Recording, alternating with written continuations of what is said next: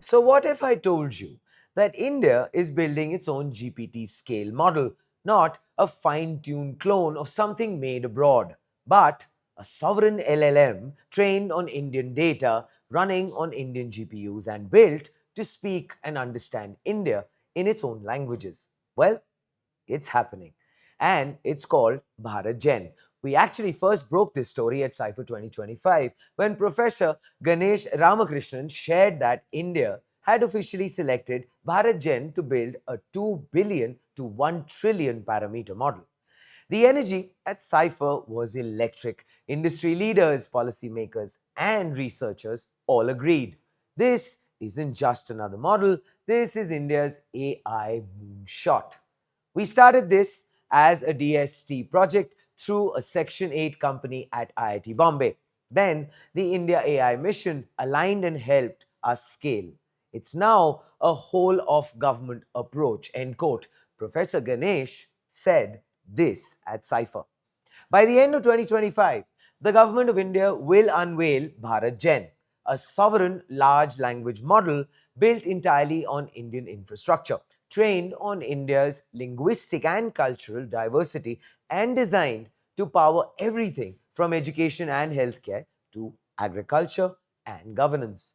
Here's what makes this move a tectonic shift. 38,000 GPUs have already been deployed nationwide. Compute costs are just 65 rupees per hour, among the lowest globally, by the way. 12 homegrown companies are training foundation models. All data and model training are hosted on sovereign Indian servers. This is the core of India's strategy: low cost, large scale AI infrastructure built for India by India. BharatGen will be capable of understanding and generating content in 22 official Indian languages and multiple regional dialects. It's also multimodal, meaning it can actually process text, speech, and images, making it far more inclusive for India's diverse population. This isn't just another LLM. It's actually a model designed to represent India's voice in the global AI ecosystem.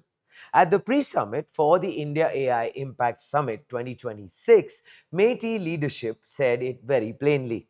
This is AI for the global south.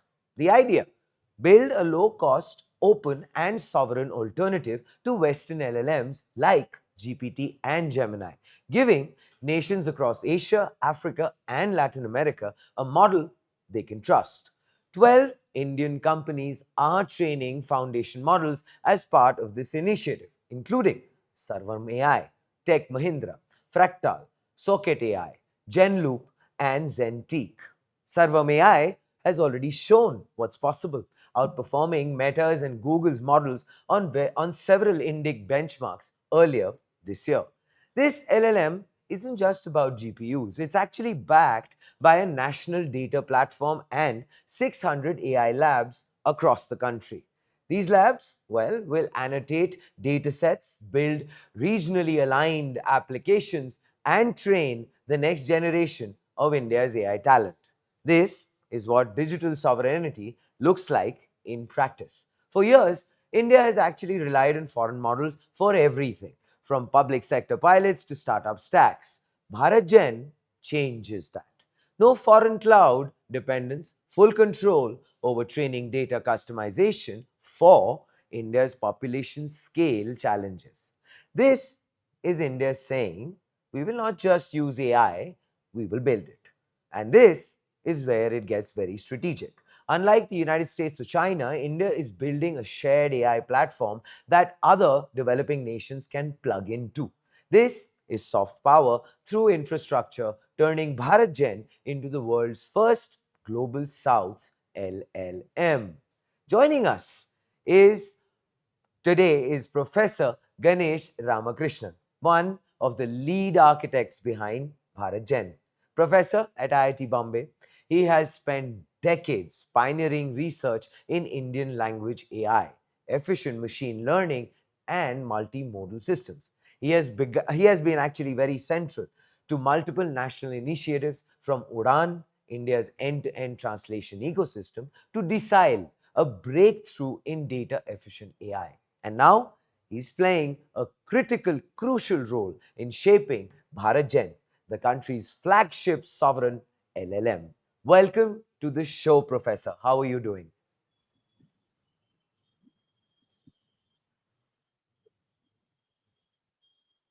Very good evening again, Professor. How are you doing?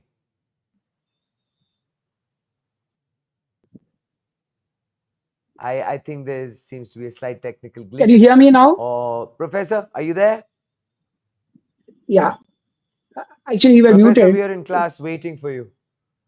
Yes, I can hear you now.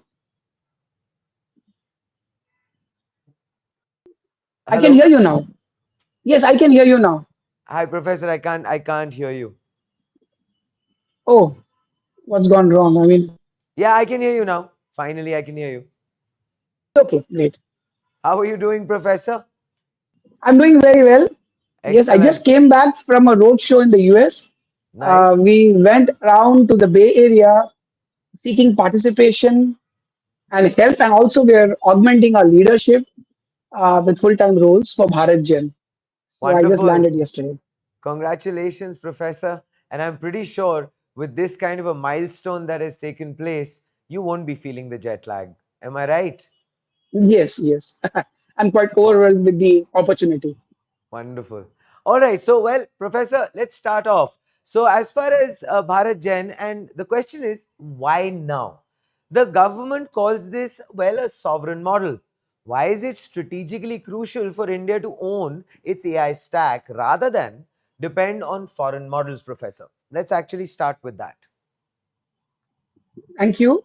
Now, the way these large language models are trained involve several elements of what we call the recipe. Just like Mm-hmm, if you had to prepare a dish, if you knew the ingredients, the temperature at which the ingredients need to be mixed, mm-hmm, you could actually administer it in the most healthy manner, in the most appropriate manner. Likewise, if these models, you know that if you know the genesis of these models, the data went into that got into these models, the way the text was broken into units, which we call tokens, the more provenance or the more visibility we have through the entire stack, the deep text stack that is required to produce these models, the more these models could be catering to the people, the beneficiaries, the hmm, stakeholders, in as much as the transparency in extent of transparency that you have in preparing a dish will help cater to those who eat much better, right? So, therefore, I would say better late than never. I mean, it's good that we hmm, are realizing, due to geopolitical situations, the need for being completely self-reliant in every bite. The other important part is this is actually part of a continuum. The model hmm, grows with data, the model grows with its user base. So here's an opportunity for us not only to ensure that there is data sovereignty hmm, through model sovereignty, but here's hmm. also an opportunity to co create. We can operate differently. Do we need to operate like OpenAIs and uh, the Groks of the world? We could operate differently. Good point. We showed that in the case of UPI. So here's Hmm. also an opportunity where people, the stakeholders, can also be part of the creation process. Wonderful, Professor. Actually, two very, very incisive points. One is, of course, as you mentioned, extremely important as far as the geopolitical scenario is concerned. And the other is actually a flight of creation. That why is it that we have to follow anyone else's model? We can go ahead and create something wonderful and magical of our own. Which actually brings me to this, which is that at Cypher 2025, I remember you had spoken about actually how BharatGen started as a DST initiative and later aligned with the India AI mission. Can you actually unveil for all of our viewers and us as well in terms of how this multi ministry coordination is shaping India's AI roadmap? Thank you. This helps me build, your question helps me build upon the point I stated previously. which is doing Right, sir. things differently. Right, sir. Here's an opportunity where we can operate as a whole of nation, right? Hmm. The Hmm. government, with all credit, right? The Department of Science and Technology, through its NMICPS program, funded us to the tune of 235 crores for a period of 2 years. And when we were able to show our progress, the India Mission happily jumped and wanted to support us to the Hmm. tune of 900 plus crores. Now, this also shows the power of operating with a whole of government Hmm. Hmm. while the government has shown set a very good precedent, right, and shown how it can operate holistically at the level of the implementation, which is being done through a consortium. We are a consortium of seven and now nine academic institutions. So we are totally Right. nine academic institutions led by IIT Bombay. We've also tried to set that precedent that we going to operate together. It's not going to be a Hmm. one-man show.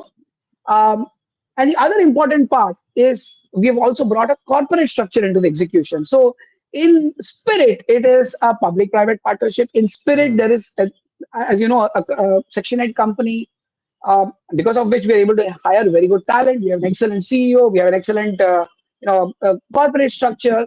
We've, in fact, got back two wonderful, brilliant minds who've spent several decades in the US at top notch, in top notch ecosystems. They're trying to bring Hmm. that practice and culture here. So you can see we have Hmm. actually created a runway for leveraging the best of everything, right? The best of government support across ministries. Each ministry brings its strength. The best of academic institutions, the diversity that we have is actually our strength. The fact that we are situated in different parts of India, ranging from IIT Madras in the south to IIT Kanpur, IIT Kharagpur, IIT Bombay, there's IIT Hyderabad, Triple IIT Hyderabad, and Nice. not just the IITs. I mean, we have Triple IIT Delhi, but we also have Indian Institute of Management Indore, right? A management institute which is adding to the Hmm. diversity by taking complete ownership of data. They actually go to many of the second tier cities and third tier cities, um, towns in India, and are able to converse with people, Hmm. converse with entities who have data and help create the dialogue, right? The data Hmm. is, if you view the data as a commodity, then unfortunately people again become just consumers. But Hmm. if you look at data as a means for dialogue creation, you can co-create. So the Indian Institute of Management Indore, I actually set a very good example there. So you can see the diversity at every level, Hmm. the whole coming because of this whole of nation approach is adding strength, and that way we are also ensuring that there is sufficient insurance, right, sufficient redundancy in the entire system. Hmm. So, if I understand this correctly, Professor, I mean, this synergy, as you mentioned, private public, uh, am I understanding this correctly? That this at the heart of it is truly actually the dialogue creation, which is probably the secret sauce or that secret excitement, which is definitely going to assist us in building to that 1 trillion parameter. So, you recently actually had shared the goal of scaling BharatGen to a 2B to a 1 trillion parameter model. What does it take to actually build something at that scale from India in terms of compute, data, and research? Is it this synergy, Professor, or is it something more? You're spot on. It is the synergy Hmm. between academic excellence and best practices from the industry, whether it is the ML ops or the data ops. Synergy between what the government and its different agencies can offer in terms of providing some very good use case, and the public who are the ultimate stakeholders. So Hmm. you really basically hit the nail on the head with this keyword synergy here. Now, Hmm. for a 1 trillion parameter, right? Uh, why why should we also create a different model wherein a single entity helps create these large models in collaboration with others, and in that process caters to others? Hmm. Does it make sense for having multiple instances of 1 trillion parameters in a nation like India? I mean, we all Hmm. know the amount of electricity consumption that Sure. OpenAI is hitting, right? And does that look sustainable is a question for us to answer. Hmm. So, in a scale out approach, as against a scale up approach, the Hmm. sovereignty and the digital public good, that this sovereign entity creates actually becomes a catalyst for many other entities. So rather than competing, we cooperate. Mhm. If you know what have also resulted in very good small language models. Small language models can be very effective when they are distilled from large models, right? The process of Mm. distillation from large Correct. models results in smaller, more effective smaller models. So we would like India to have excellent small language models. We would like the many of the private entities and public entities alike in India to be able to even Mm. build the small language models and break monopolies. But in that process, facilitate this process of distillation. Distillation, obviously, it could be at the model level, could be at the data level, but could be also at the level of practice. When we talk Correct. about building recipes in this ecosystem, these recipes, Mhm. when they are made available, people can replicate them. uh, I mean, since you talked about the scale, right?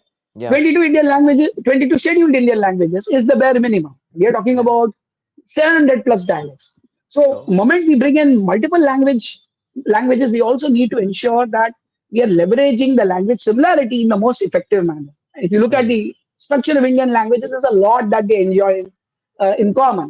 Lexical, Right. the sense vocabulary might vary, but even the vocabulary, the use of phonemes as you move Yes. across India shows a gradient, right? There's Oh a yeah. gradient. So the moment we have a whole of India approach, moment there's a participation, you actually see the unity in this diversity, right? Mm. Moment you're able to create digital public goods, we can ensure that people are building upon open source repositories. Mm. We've been contributing to an open source repository we built called Desile, which stands for Data Efficient Learning. So how can we bring data efficiency, compute efficiency, leverage diversity to actually become our strength? Fair enough. You know what, Professor, I have to say this. I thought you put it across beautifully, and this was my takeaway from what you just spoke about. When you said that instead of competition, let's cooperate. And I think that that was very well said, which actually, and you was also mentioned about the fact that the infrastructure, of course, to build at that scale, the infrastructure required, well, as far as the power is concerned, that's just one of the facets that you mentioned, is a challenge.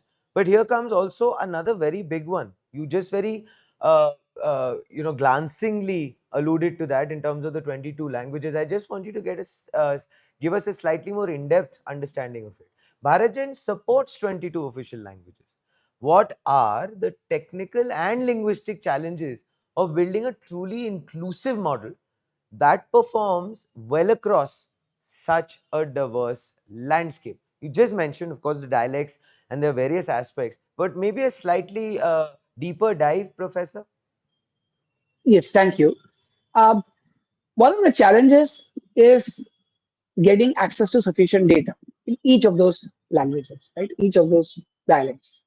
Um, and the challenge is not just in the procurement of such data, but also in the process of data curation, ensuring that the data is actually ingestible, useful Hmm. for the uh, LLM pipeline. How do we? How are we mitigating? How are we trying to overcome this challenge? I'll take the example of speech. So Hmm. while we have collected 12,000 plus hours of speech data in a very short span of time, what we've actually built are very good, very robust agentic models, agentic approaches for data cleansing, for ensuring that data deduplication, or rather, duplicate data is discovered Hmm. at its source. Especially when you're dealing with multiple vendors, it Hmm. becomes a bit more challenging. Hmm. How do you also train the vendors? Our goal is not just to question the authenticity of vendor data, but also help upskill the Yeah. vendors, right, in doing their own data sanity check. Hmm. So when I talk about ecosystem is everyone is learning. We are learning, but we are also helping others learn in that process.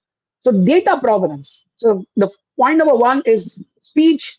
When we ventured into large scale data, we realized that we need a lot of data provenance. We need systematized agentic approaches for ensuring data cleansing Hmm. and also empower everyone in that ecosystem to understand and learn and upgrade themselves. So Hmm. that was one approach which I talked about for speech. Likewise for text. Now there's no one size fits all. However, True. some principles are common in terms of Hmm. text also. We have Hmm. not, as I mentioned, due credit to the Indian Institute of Management Indore and our team that works with them. Um, Hmm. there has been a massive outreach to many of the second tier and third tier cities, especially libraries which have put effort to actually digitize their content, but they're not yet Hmm. digitalized, right? Hmm. So Hmm. we've Hmm. actually been offering to many libraries a service, a Hmm. service wherein they can get their content digitalized, OCR'd, in some cases even translated, Hmm.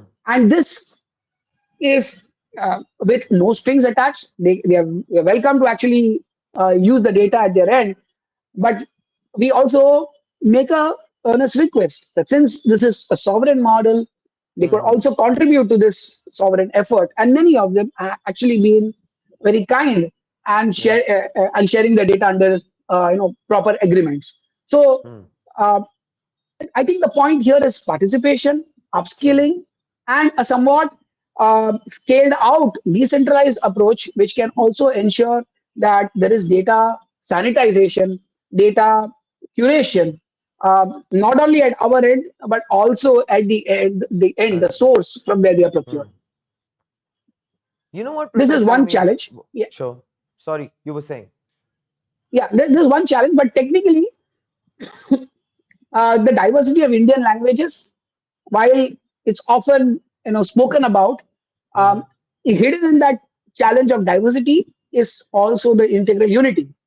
And Hmm. I'll give examples. When Hmm. you look at speech, I mentioned this earlier. As you move, you'll find that the vocabulary doesn't change all of a sudden, right? As you Hmm. move across India, right? And if you especially collect pin code level data, you can see the gradient as you move across pin codes Hmm. in terms of the utterances, in terms of the vocabulary, but the grammatical structure, there's a lot of similarity, right? Yeah. I mean, I always give the example. While English is predominantly subject, verb, object, Hmm. Indian languages are predominantly subject, object, verb, right? Hmm. Hmm. So, I mean, this is really at high level. In fact, one of my colleagues was Arnav Bhattacharya and our team. We brought out a book called Samanvay.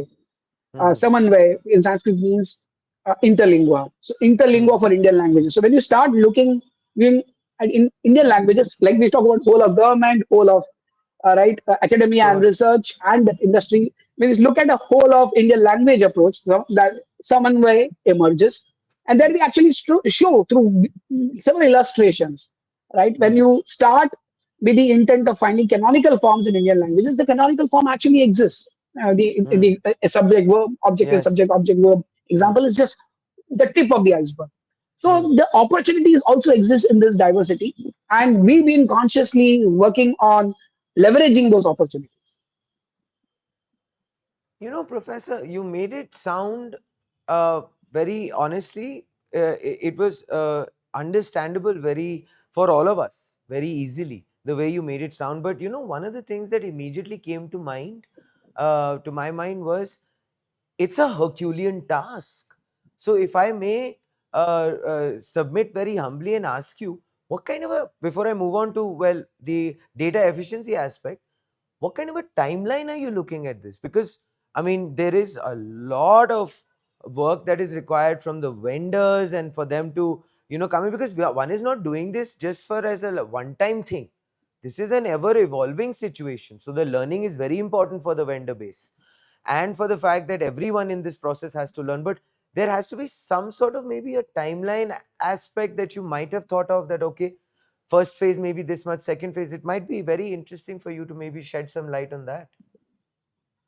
So yes, when we made the proposal to the India Mission, we did come up with a timeline which was uh,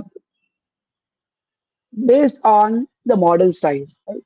So if you had to go all the way to 1 trillion parameters, and I'm talking about the text model, Mm-hmm. um, you obviously cannot jump to 1 trillion parameters immediately. You need Sure. to ensure that you grow in well planned stages, Hmm. right? So, for example, if you had 15 trillion tokens, 70 billion parameter model would be ideal for this for training Hmm.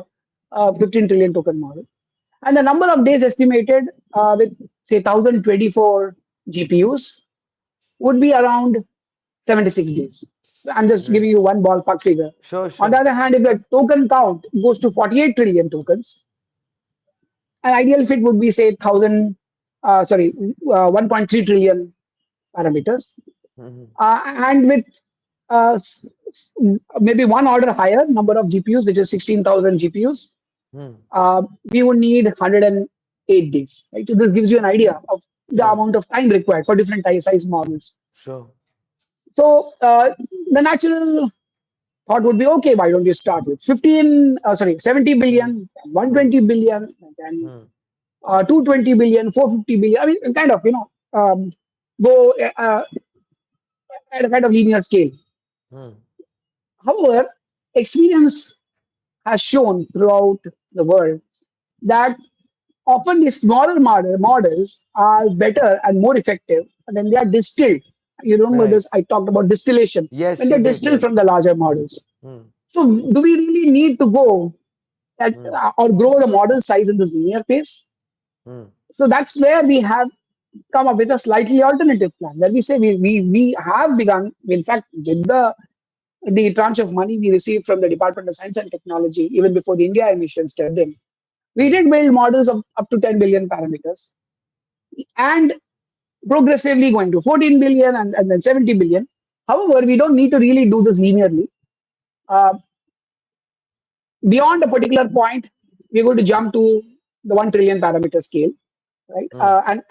I'm kind of keeping it open here because we are in constant discussion with India Mission on how much compute they're able to actually Fair enough. provide to us, right, given other constraints. Sure. So, but the spirit is that yes, have some of these important checkpoints, 70 billion, 120 billion, but then move fast enough to 1 trillion so that we can come back and distill. Wonderful. And that is finally what matters, the spirit, Professor. You pioneered Desile, enabling models to be trained with less data and lower cost.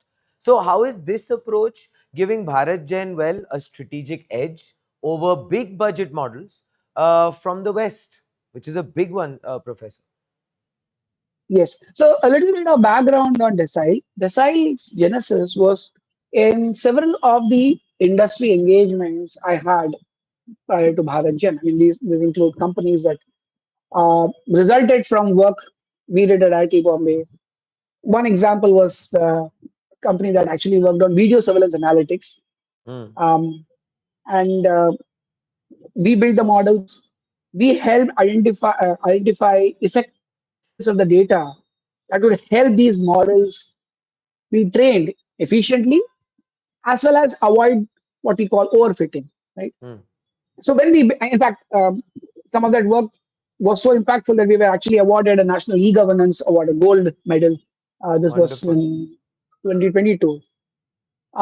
Coming back, well, when we build these products, whether it's video surveillance, whether it is human in the loop machine translation, we realize that there are several components that can be distilled out from these experiences and released as open source. And that was the Hmm. genesis of Desile, which stands for data efficient learning. Nice. Now, the abbreviation expands as data efficient learning, though there's also a significant component of compute efficient learning. Hmm. And there are two broad sets of suites of algorithms in Desile. One suite of algorithms which are largely based upon subset selection, core set selection, right?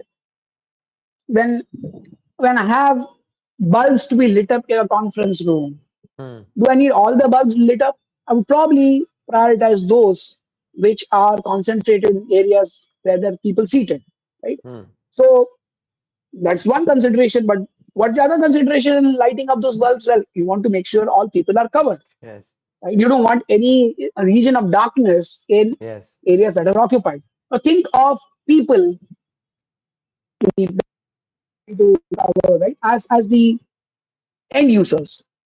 Hmm. Think of the bulbs that are being lit up as data points. So what we want Nice. is a of data points catering to multiple people, Hmm. which means there's diversity being catered to. At the same time, there's representation. You also want to make sure that the heat map in the classroom is properly Hmm. represented. in the bulbs that are lit up. You don't want all the bulbs lit up in regions that mm, are unoccupied. So this that's one big suite of algorithms for subset selection, core set selection, mm, targeted mm, subset selection. If I give you a target, if I give you a query, how do I find that subset more effectively? There's mm, another suite of algorithms which are largely based on the paradigm of data programming. And mm. what is data programming? Often when I annotate data, right, the process Sure. of data annotation for curation or any other task is often based on some guidelines.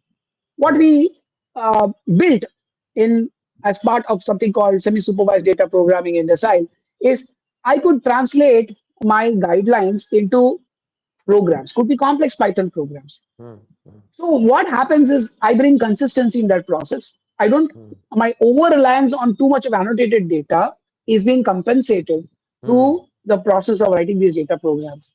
mm, And in addition to writing programs to annotate, we can also have small amount of human annotation done on instances on which the human annotation will make a difference, right? That's very mm, important. You mm. annotate when it makes a difference.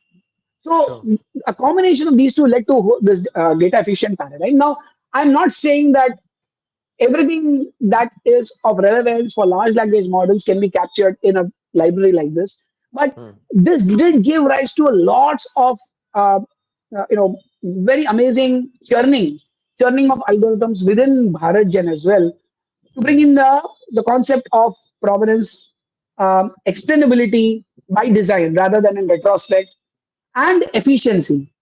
mm. Um, when you look at the different stages of a large language model training, you have this constant challenge, right? What subset of data should be picked in the first phase? What should be Sure. selected in the second phase? And Mm, how much should be the overlap between the first phase and the second phase? So there are lots of these what we call discrete subset selection problems. mm. But yeah, more for a in detail technical discussion. I hope I didn't overwhelm you with my Not at all, explanation. Professor. Actually, to be honest, it must be a delight being a student of your class, because I could genuinely understand a lot with the way you have navigated through an example. So, thank you so much for that. And of course, we understood that with that annotated data and those models that are being built is where probably the cost saving is. You've actually previously said Indian languages can't just be tokenized, Professor, on foreign models. So this brings in that trust, ethics, and that particular narrative and discussion. So how does BharatGen protect linguistic identity, ethical guardrails, and content sovereignty? Right.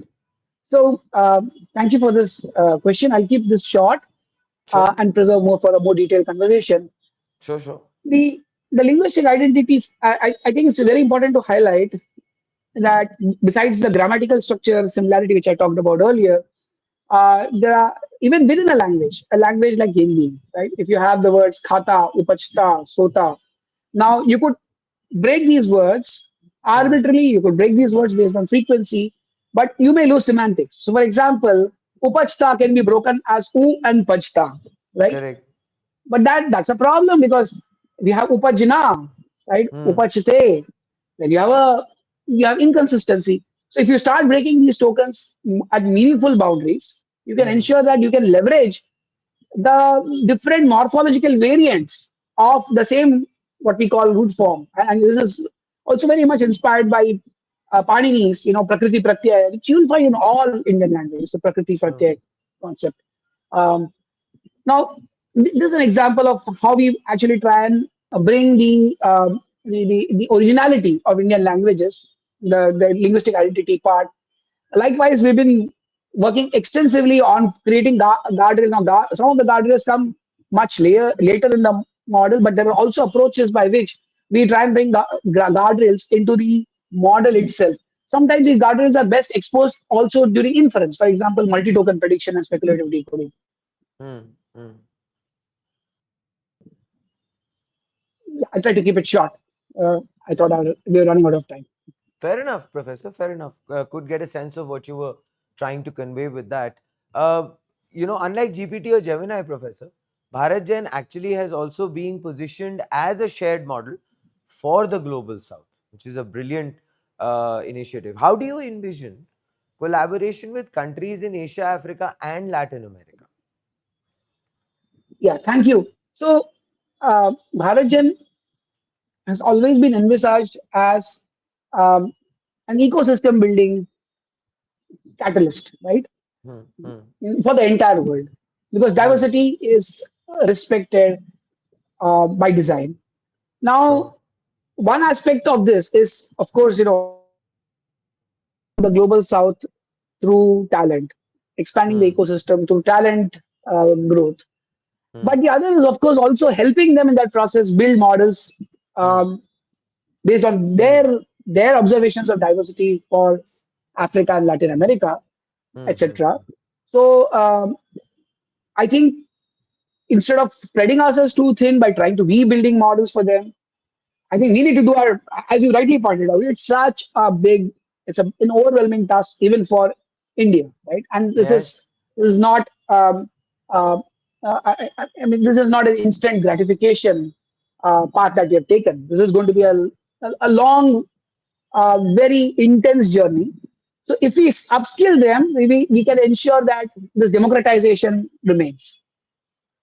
Fair enough, Professor.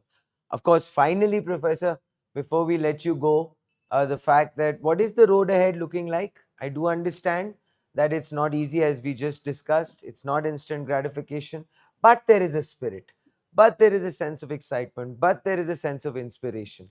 So, Bharat Gen 2026 and beyond, what does success look like? Well, let's say in the next 3 years, Professor, do you see Bharat Gen becoming the default AI layer for India, powering education, healthcare, and public infrastructure?